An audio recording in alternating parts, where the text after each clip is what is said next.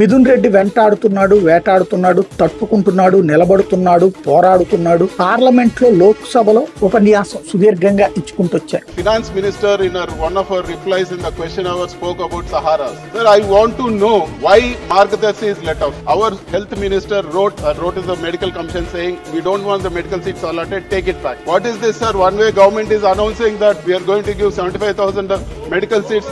This is not fair at all, sir. Polavaram is a very important issue and they have pegged the expenditure at 30,000 plus crores and they are going to release only 5,000 this year and 5,000 next year. After 10 years, we have got the railway zone, sir. We demand the complete Walter Division be part of the railway zone given to us, sir. Are you going to privatize the Visakhapatnam steel plant or not? ఇక్కడ finance అనేది తప్పు అని చెప్పి దాంట్లో ఉన్నటువంటి డిపాజిట్లు కూడా రెట్నిచ్చేసామని చెప్పి అందులో ఇంకా కొంత డబ్బులు ఎవరూ తీసుకోలేదు అని ఓ పక్కన ఓపెన్ గా చెప్తుంటే ఇంత పెద్ద ఫ్రాడ్ మీద విచారణ జరపరా అని నిలదీశారు. వెంటనే కోపం వచ్చింది. వీళ్ళకి అనుకూలంగా ఉండేటటువంటి పార్టీకి సంబంధించిన పార్లమెంట్ సభ్యులందరూ రోడ్డెక్కారు. అబ్బెబ్బే అట్టెట్లా అంటారు ఇంత అద్భుతమైనటువంటి వ్యవస్థ మీద అని మాట్లాడడం బిగిన్ చేసి అదే సందర్భంలో వాళ్ళ మీద వార్తలు రాస్తున్నాం కాబట్టినే మా మీద ఇట్లా అన్నటువంటి చెప్పుకొచ్చి నువ్వు అవతల వాడి దగ్గర లోపాలు ఉంటేనే కదా వార్తలు రాసేది. అలాగే నీ దగ్గర ఉన్న లోపాల మీద వార్త రాస్తే లేదా మాట్లాడితే తప్పెట్లా అవుతుంది అంటే ఇంతే నడుస్తుంది.